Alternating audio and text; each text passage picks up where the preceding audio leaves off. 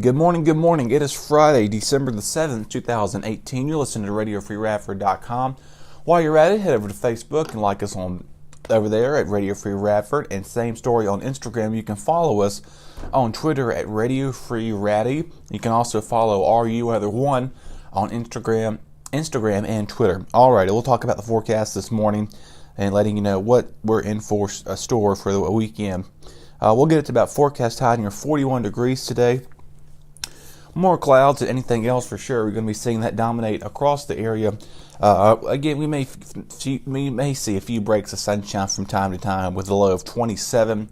We'll be seeing the colder conditions pretty much dominating us all day today for sure. And let's see, I have a note card in front of me. I'm going to try to keep things in order and conditioned for sure. I also want to note that this will be the last broadcast of the semester for the 2018 semester. I'll be back with you in January when we have more, hopefully, awesome guests and some more great content here on Radio Free Radford this morning. I'm trying to knock things out so we can talk about this storm like I normally do here on the radio show. So this morning we'll go from the weather forecast to the quote of the day. It's coming from Dolly Parton, as we all know, the very famous country music singer from Tennessee. If your actions create a legacy that inspires others to dream more, learn more, do more, and become more, then you are an excellent leader. So if that spoke out to you this morning, I hope it did. I hope you're inspired about it for sure. Or whenever you're listening to this on this Friday. And obviously, we're going to take a look at the days of the days as we have done. We do this every day. Also, so today is it's a historic day for in history. We'll talk about that, but it's National Cotton Candy Day. So if you like some sweet cotton candy, it's the way I think about it. It's like pulling string off and then it just melts in your mouth. And you always get those at those fairs, and even at the stores now have these big buckets of containers. They're not kind of scattered through the store. You got to kind of have to find where they're at. And they're near like the food aisles, near those type of areas. And they're pink, blue, green, yellow, white, surprisingly. So we got several diversity colors of cotton candy. It is celebrated on our sweet tooth, if you have a sweet tooth for joy, and our dentist, Dimsey. So if you have a dentist appointment this morning, or if you had one today, and if you did have one, I should say, because this will then be obviously posted by then, just kind of be careful. Don't be eating a lot of that cotton candy because those dentists don't like it. But the dentists love when you eat all the sweets and they have to drill those cavities and all those implants in your teeth and stuff. But thankfully, I haven't had any cavities for that. But anyway, moving on. But did you know the dentist actually invented this in the first place? How about that? The place you get your teeth clean, the people are the creators of this. Now, it's the go-to at most county fairs and must have when riding Ferris wheels. Most of our childhood memories wouldn't have been completed without the surgery cloud that is a cotton candy. And read on to discover in history as well as to celebrate one of the sweetest days of the year. As it is December, you always think of sweets and a lot of cooking going on and cakes and pastries and candy as Christmas is verily, verily approaching. For sure, back in 1897, this was created by the dentist of William Morris and confectioner John C. Warrington are the credited for the invention of this machine-spun cotton candy in 1897. Fast forward about 40 or so years later, cotton candy made its debut following the invention of the machine-spun cotton candy. It was introduced to the wide audience at the World's Fair in St. Louis. At the time, it was the candy they called this fairy floss. Then in 1921, cotton candy finally came about and got its name when another dentist by the name of Joseph Lasik built a machine and sold the treat to patients in his Louisiana office. It is believed that he is one who coined the permanent name. There you go. Get you some sweet treats. And for sure, then go ahead to a dentist and tell them thank you for creating that sweet cotton cell for sure. And today we're also remembering, before we get to that, it's National Letter Writing Day. I do a lot of this a lot. If anybody still writes letters, snail mail is what they call it, AKA, and also known as. Says that for sure. It's the internet, before the internet with even existent phones. In hundreds of years, it was the only way for communication for people long distances were able to talk to each other and write a handwritten letter. Today is the greatest day to look back in the basics and handwrite a letter. But it isn't the idea of just sitting down for a half hour and handwriting something to somebody special, right? We miss it, don't you? Well, right back as soon, as I'd always say. So this day was created during the 2 years after Columbus returned in 1494. He was on his ship returning from Spain to America. Columbus writes to King Ferdinand and Queen Elizabeth of Spain, reflecting on his conquest in an era before airmail. And then the first stamp ever became in 1847 when Benjamin Franklin and George Washington were authorized by an act of Congress. And then the airmail became famous roughly 100 years. How about this? We're celebrating a century of the first airmail this year. Daily flights were instituted by the U.S. government between New York and Washington, D.C. And then back in 2013, the disrupt of the system by the U.S. Postal Service agrees to offer Sunday delivery of the Amazon packages. Now you can thank those folks. Christopher Columbus, 1494, after he made his discovery of land. We discussed this in an earlier episode back in October. You're more and welcome to listen to that. That was back in October the 8th. That was a Monday, by the way. All right, now today is a very driven day by a lot of things. It is Pearl Harbor. We're celebrating, on December 7th, 1941. We remember the Day of Infamy. The Japanese attacked us in the United States and Hawaii, also known as Remembrance Day. More than 2,400 people died in the Japan attack in Hawaii's basin of America's Pacific Fleet, and hundreds of aircraft were destroyed or damaged, as were most of the ships in the harbor, and thousands of servicemen and women were killed or injured. It was a unprecedented surprise attack that was precipitated in the United States' entry in World War II, as we sided with the Allies and declared war on Japan.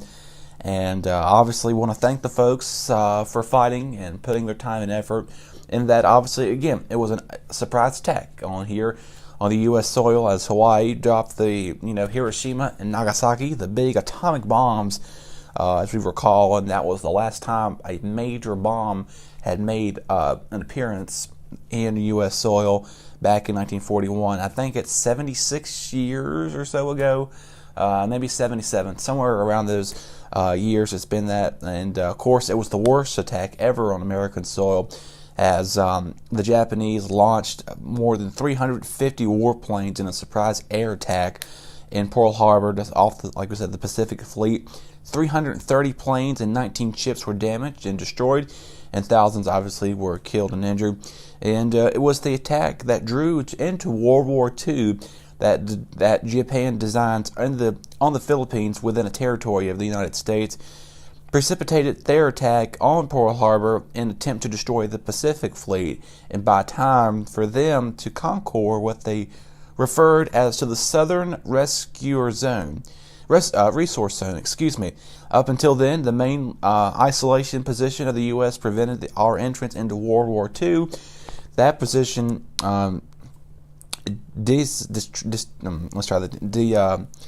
disintegrated with the attack, as the American people united into a call to war, and that eventually led into the Allies winning for sure. So again, we want to thank our men and women for fighting for those. If there's anybody out there still living, we thank you for sure, and we still remember those that did not make it out of the war. And so that's something we got to keep. Thank you for that too. Also, as we've been remembering, you've been seeing on the news all this week. We've been remembering the 41st President George H.W. Bush, who passed away a week ago today, as he was peacefully passed away. His son George W. Bush was able to have a final conversation with him, and he called him minutes before he had passed. Someone had informed him of that, and he made a quick phone call to him and said that, you were like, I can't remember quite what he said, but it was something like he loved him, and his father, George H.W. Bush, said, "I love you too," and that was the last words that they spoke to each other. But then again, go on YouTube and pull it up, the eulogy of his father, George, his son, George W. Bush, put on something for sure. It's very mood swinging, very, almost emotionally taking when you look at that. And so just, maybe grab a Kleenex with you while you're watching it. And his grandson, George E. Bush, gave his grandfather's eulogy in his hometown yesterday in Texas. That was Thursday. And today, I think it's now just a private event for just close family and family members only. So again, we will miss you, George H.W. Bush. It was also fought in the war and into the Cold War back in the 80s and 90s. So we want to thank him for a lot of things he is known for sure. Alrighty, moving on to some events happening around campus. And you're saying, well, Dustin, when are you getting to the weather? I want to get to that. Hold on. There's several things that this university just never seems to always be something going on. If you've got talent, coming soon on March 28th of 2019 from 7 to 10, the Bonjan Auditorium, they're searching for best talent. So if you can sing, if you can dance, if you can rap, if you can do a magic show, come on down to the Bonjan Auditorium. They're looking for auditions, so that will be taking place coming soon. Sponsored by R Space. That's on March 28th, 2019 from 7 to 10. Also, if you're interested in joining R Space, they are hiring. Have a creative eye that can capture moments? Let R Space take a look into your vision. They are looking for videographers and photographers that are ready to work. You can contact them. They are located on the second floor in the Bonnie. You can talk with the R Space advisor. And earlier we had Zach Motley, who helps out with that, who's kind of like the main head person. He was on here earlier this semester. You can check him out on YouTube, Dustin Staples, and I have a playlist of every Radio Free Radford show. We're up to date as of 49. I know we're just shy from 50. Yesterday I was not feeling too, kind of got carried away and slept over all my alarms and woke up and I'm like, I got to get to class. So anyway, and then unfortunately our guest, I contacted him yesterday. It was a little bit under the weather, and today he's doing a little bit better, but he said he'd rather take the day off, and we said that was fine. So we'll have him coming up on next semester sometime in January when we return. So I'll be the last of talking with you until January. Also, coming up next week, I thought this was kind of cool. You can have late night breakfast in the Dalton if you don't want to have regular dinner. If you want to have breakfast twice a day, which is the most important meal of the day, head over to Dalton from 4:15 to 7:15 on Tuesday from 4:15 to 7:15. Eggs and bacon and cereal bars. Oh my, you can get all that late night breakfast for dinner. And if you hadn't had a chance to go over there, you can, sorry about that, hit the mic around my way. You can enjoy comfortable in your pajamas. How about that? And so come and be a cereal style of how you can be comfortable. How about that? And, I also want to give a big shout out. I'm not much of a sports guy, as you must know that. That's Tristan Blake Rines. He is doing his last show today on the Rines Report here on Radio Free Radford from 2 to 3. Check him out as he's going to have some final moments of the semester. And next semester, he did tell me earlier this week, I did speak with him, saying that he is going to be very busy, mostly next semester, internship opportunities. We're going to wish him the best of everything, and we may have him on towards the end of next semester if time forbids. We'll have a little bit of final moments with Mr. Rines as he'll be heading off into the world of journalism and a lot of good things. And who knows, you may be seeing him on ESPN Live or ESPN Sports, one of those networks, giving you some sports analysis as he'll be doing this radio and broadcasting. And we wish him the best for sure. So anyway, my point is, congratulations to our Radford Highlanders for some big victory W's over the week. They've unfortunately did lose to JMU, but last week they made some all-time records, beating Texas and the other school. I forget what the name of that was, of almost tripling points. So congratulations to the men's and women's basketball team. You can check in a game tomorrow. Weather will be nice for sure. I promise you, I'm going to get to that. Been on a little bit longer, as you may notice if you were checking out my YouTube channel. My videos are longer every day. This will probably be one of the longest ones I've done in some while without having a guest on. Radford's going to be playing UVA. That's women's basketball at 2 p.m. You can also check out tomorrow at 3:30. Radford's going to be taking on Ohio. Next Saturday, if you're going to be sticking around, obviously break is coming up. They'll be playing Morehead State at 2 p.m. And the men's basketball team will be also playing Clemson at 3 p.m. That same, I'm sorry, no. That was the women's basketball team. We'll be playing Morehead State. The men's is going to be playing Clemson. And on the 18th, Radford men basketball will be heading down to UNC Greensboro at 7 p.m. And the women's basketball will be taking on VCU. And on the 21st, George Southern will be taking on the men's basketball team here at Radford, which all the teams, the best of luck, and we hope to report some wins once we come back after break.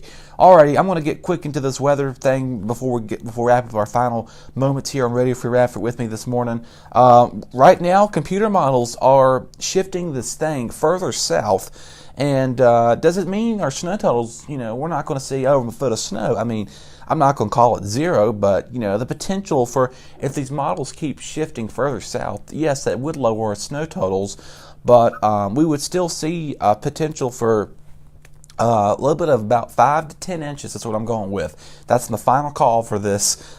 You can check that out on RU Weather One on Twitter and Instagram all weekend. That's going to be updated a lot for sure. So, and check them out. And Radio Free Radford will be retweeting some stuff that is posted from there. 5 to 10 inches. Final call Monday time frame. Temperatures will be in the 40s, lows in the 20s.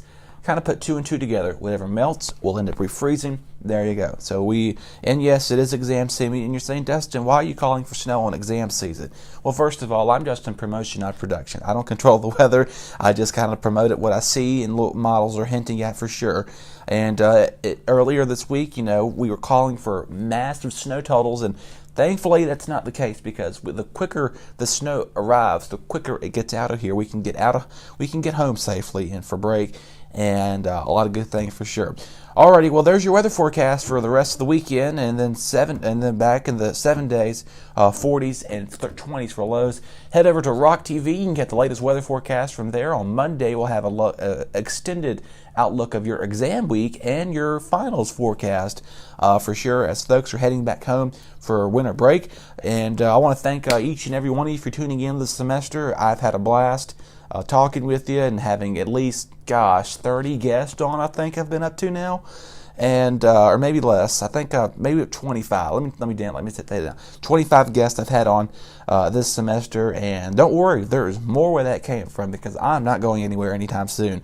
I'll be sticking around for quite a while, and unless time determines elsewhere. But other than that, I'll be sticking around with you next semester, as classes will resume on January 20th. I believe that's when the campus reopens. Martin Luther King Day is the 21st. The classes are not in session that day, as services will be held across campus. And the 22nd will be the first day back in school. Not too sure we'll have shows that week, but if we do, I may not come in. We'll see how that happens. But I'll be back right and early with you at 10 a.m. next semester. Not going anywhere, like I said. And but then again, times will start flying. We'll talk about some nice warm temperatures. I know several folks, Martinsville, if you're listening, and I know one person who's ready for this nice warm up approaching in mid-spring, going into summer. And of course, the folks out there wanting snow, you'll have your chance between now and March. Who knows, we may get a bigger snowstorm later in the season. We'll see how the El Nino is going to be acting, and a lot of colder temperatures may be affecting for sure. I want to thank Tristan Blake Rines for allowing me to come on this year. Freshman, that's right, I'm a freshman here, folks. A lot of people are very surprised by that. And of course, I do what I can. I appreciate all the support the student media body gives, and the school is all for everything. We appreciate that, and I appreciate you listening in to I don't have the exact count of how many people listen in, but I can go back and check on my YouTube channel. Be sure to share these videos with your family and friends over break.